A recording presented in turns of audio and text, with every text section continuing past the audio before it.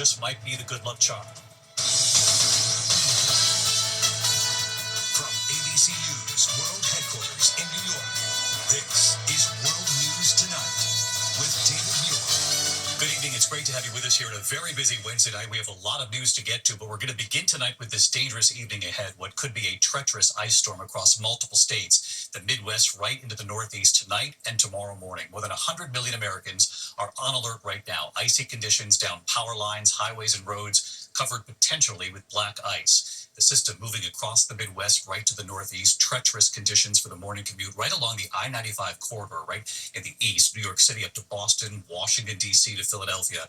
Part of what's fueling all this, the energy from those western storms moving east, helping to fuel this fast-moving ice storm now. Again, tomorrow morning could be a dangerous commute for millions in several major cities in the east. So let's get right to Chief Meteorologist Ginger Zee with the forecast. And Ginger, not only a tough night ahead, but potentially a dangerous morning ahead. Yeah, it really is the worst timing, David, for New York or for New Jersey, and I'll explain the timing in a bit. But first, let's look at all of those winter weather advisories from Kansas City to Kalamazoo, Michigan, Baltimore, Maryland, and even Portland, Maine. So a lot of states, a whole swath there, going to be impacted by this storm. It's already starting to ice up a bit, and we've seen it in parts of the Midwest, but now it's going to be filling in because it has been anemic, not as much moisture.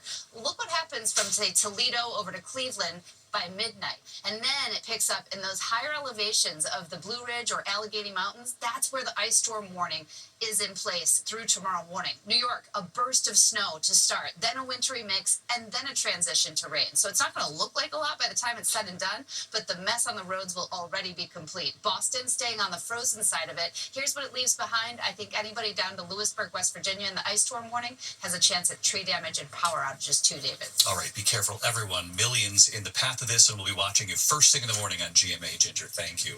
Now to the White House and what they're saying tonight after President Trump last night suggested the U.S. would take over Gaza and that some 2 million Palestinians should leave. He said we should find them a nice piece of land and build them some really nice places. Well, questions tonight, will there be American boots on the ground as part of this plan? How much would it cost? And will the Palestinians ever be allowed to return? Tonight, the White House appears to be dialing much of this back. The president said today, everyone loves it. Here's our chief White House correspondent, Mary Bruce. Tonight, 24 hours after President Trump declared the U.S. will take over Gaza and that the Palestinian people would be permanently moved to other countries to a, quote, beautiful area with nice homes, the White House today struggling to explain how the plan would work. Can we ask what your Gaza proposal? A lot of people are talking about it, obviously. Everybody loves it. But today, international outrage after the president announced the United States would seize control of war-torn Gaza. The U.S. will take over the Gaza Strip, and we will do a job with it, too. We'll own it and be responsible for dismantling all of the dangerous unexploded bombs and other weapons on the site, level the site, and get rid of the destroyed buildings. The former real estate developer describing the potential opportunities. I don't want to be cute. I don't want to be a wise guy, but the Riviera of the Middle East. Trump says the nearly 2 million Palestinians should permanently relocate to Egypt and Jordan, though both countries reject that notion. And today, Palestinian residents like Tala Herzala anguished at the thought of being forced from her home. You wake up on a slap on your face after knowing the solution of the President of the United States to us. Just leave your homeland, leave your country for us, to rebuild it in a way that we see is good for us, not for you. The condemnation in the region swift, including from Saudi Arabia. The Trump administration is hoping the Saudis will normalize ties with Israel. Today, the Saudis saying that won't happen without a Palestinian state, that their position is firm and unwavering. Now, Trump administration officials seeming to dial back some of the president's language. Secretary of State Marco Rubio acknowledging the plan is real, but implying Palestinians would be able to return. So what he's very generously has offered is the ability of the United States to go in and help with debris removal, help with munitions removal, help with reconstruction, the rebuilding of homes and businesses and things of this nature, so that then people can move back in. We've seen the pictures, hundreds of thousands of Palestinians determined to get back to their homes in Gaza. But today, White House Press Secretary Caroline Leavitt insisting This is an uninhabitable place for human beings. Do you really think that families can live their dream in a region that looks like this with no running water, no electricity? But 24 hours after Trump said America would take over the Gaza Strip and own it, today Leavitt adamant the U.S. would not pay to rebuild Gaza.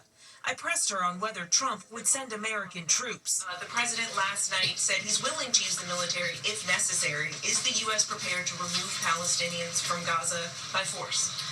The president is prepared to rebuild Gaza for Palestinians and all people in the region, peace-loving people who want real economic development and opportunity in the region. But should the American people be prepared to see U.S. military on the ground fighting a ground war against Hamas? Again, the president has not committed to U.S. troops in the region. The president said his intention was to remove Palestinians from Gaza permanently. If we can get a beautiful area to resettle people permanently.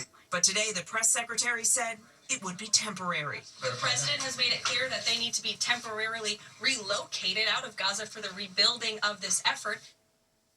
And David, the White House today was also pressed on the president's decades of criticism of U.S. entanglements in conflicts abroad, going back to George W. Bush's involvement in Iraq. But the White House said this plan would not entangle the U.S. in the Middle East, despite the president saying the U.S. would, quote, own Gaza and be responsible for dismantling all of the unexploded bombs and weapons there. David. Mary Bruce at the White House again tonight. Thank you, Mary. Tonight, the chaotic moment on Capitol Hill when Democrats called for Elon Musk to testify, to explain to the American people what he's doing after being given access to the personal information of millions of federal workers. Tonight, the CIA, the newest agency affected, and millions of federal workers now have 24 hours to respond. Will they take the buyout? And late today at the White House, President Trump signing an executive order banning transgender women from competing in women's sports. How many players does this affect? And what the NCAA is now saying about this just moments ago. Here's our senior political correspondent, Rachel Scott, tonight. Tonight on Capitol Hill, Democrats calling on Elon Musk to testify before Congress, demanding to know what he's really up to, now with access to millions of federal workers' personal information. I move that the committee subpoena Elon Musk to come before it as a witness at the earliest possible moment. The hearing quickly descending into chaos. I think it's outrageous that this committee will not even entertain a motion. No, you state your Chairman, that's not a point of order. Somebody You know, who's breaking the law and dismantling our federal agencies.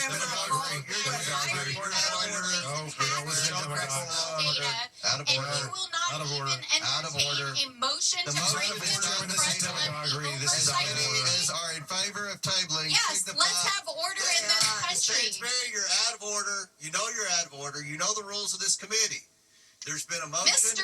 Elon Musk is out of order and dismantling. The next target for Musk, the CIA, the agents responsible for keeping America's secrets and keeping America safe. Originally exempt from the buyout offers extended to the federal workforce, some 2 million federal workers have just 24 hours left to respond to their buyout offers, at least 40,000 already accepting.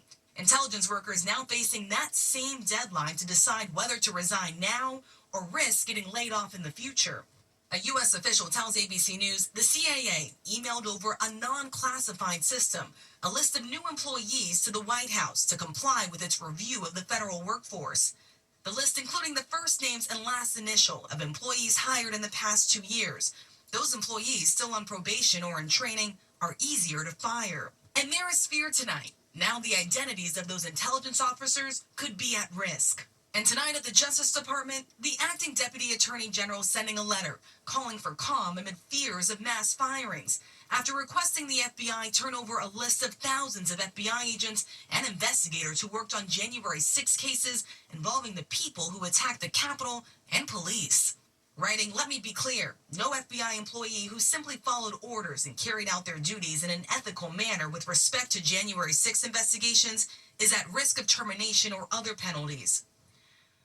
Warning, only agents who acted with corrupt or partisan intent in those investigations should be concerned. And at the White House today, President Trump before the cameras and a cheering crowd in the East Room, signing an executive order banning transgender women and girls from competing in women's sports. With this executive order, the war on women's sports is over. Trump made this a key issue on the campaign trail, running campaign ads in battleground states. Trans athletes are already barred from participating in sports at K through 12 schools or colleges in more than 24 states. The head of the NCAA said of the approximately 510,000 college athletes in this country, fewer than 10 are known to be transgender. And tonight, advocacy groups fear this move will only lead to more discrimination and harassment. Surrounded by female coaches and athletes, the president telling schools they will risk losing federal funding if they do not comply. With my action this afternoon, we're putting every school receiving taxpayer dollars on notice that if you let men take over women's sports teams or invade your locker rooms, you will be investigated for violations of Title IX and risk your federal funding. And just moments ago, the NCAA released a statement calling President Trump's executive order a clear national standard, saying they will be taking the necessary steps to better align their policies with this new executive order, David. Rachel Scott just outside the White House as well tonight. Rachel, thank you. Tonight, one of the president's executive orders is on hold. A federal judge indefinitely blocking his attempt to end birthright citizenship. The judge ruling that the president's executive order barring citizenship to children born to undocumented or temporary immigrants, quote, conflicts with the plain language of the 14th Amendment. The president's order on hold now nationwide as it potentially works through the courts. Now to the alarming moments on a flight from Denver to Houston. A passenger accused of cracking a window in midair, allegedly punching and kicking it until it cracked. Passengers were horrified, helping to hold him down. And in Seattle tonight, 2 planes colliding on the tarmac. Here's Trevor Ault. Tonight's stunning scenes on a Frontier Airlines flight. Passengers restraining a man who witnesses say started throwing punches. The plane traveling from Denver to Houston overnight when that passenger allegedly became combative, striking the window and seat. He was screaming in multiple languages and punching out the window and like laying back and trying to kick it out. Passengers struggling to hold him down, fighting to tie his hands and buckling him into a seat. It took a couple guys to get his arms behind him and secured. The plane window seemed cracked with blood stains. A police officer meeting the plane at the gate upon landing. The Houston PD says Frontier Airlines declined to press charges. And in Seattle today, another jarring incident. 2 planes colliding on the tarmac. The wing of a taxiing Japan Airlines flight striking the tail of a Delta Airlines plane waiting for de-icing. The plane just kind of jolted. It felt like we were in a car accident. The Delta's tail was like lodged into the wing. The FAA saying the aircraft were in an area that is not under air traffic control. Passengers deplaning from both aircraft. No one was injured. David, the FAA has now opened an investigation into how those planes collided in Seattle. Meantime, Frontier Airlines had no comment on that restrained passenger. David, Trevor Ault with us tonight. Trevor, thank you. Tonight, dramatic video showing sweeping immigration raids in the Denver area. Federal agents swarming apartment buildings before sunrise this morning. Heavily armed officers seen knocking on doors, stopping cars, and taking several people into custody. Authorities saying they were targeting more than 100 members of a violent Venezuelan gang in nearby Aurora. Residents were asked about documentation and ID. Tonight, ICE now reporting more than 8,700 people have been arrested nationwide since the raids began last week. We turn now to the prices you're paying at the grocery store, particularly when it comes to eggs. Restaurants, too, hiking prices. We reported on Waffle House, for one, charging a 50-cent surcharge per egg. Well, tonight, the news, 100,000 eggs have been stolen, worth $40,000. Of course, all of this driven by the spread of bird flu here in the U.S. Here's Elizabeth Schulze. Tonight, egg prices breaking records and set to soar even higher as restaurants and grocery stores are forced to pay more to get eggs because of bird flu growing across the U.S. Customers in grocery stores across the country shocked at what they've seen. When did eggs become $9.99, $10.29, $14.99 for eggs? It also comes as the famous breakfast chain Waffle House announced they'll charge an extra 50 cents per egg until egg prices ease. And they're not the only ones raising prices. The price is outrageous. And tonight, a remarkable scene. In Pennsylvania, police say 100,000 eggs were stolen from a trailer at Pete and Jerry's Organics. $40,000 worth of eggs. In the race to contain bird flu, egg producers have been forced to destroy 23 million birds in the last month. The owner of Alexis Diner in Troy, New York, says he's paying an extra $1,500 every week for eggs. It's ruining my bottom line. There is no bottom line. The bottom fell out of my bottom line right now. And many businesses are passing those higher costs on to customers. David, these bird flu outbreaks are really hitting across the country from California to Illinois to New York. David. Elizabeth, thank you.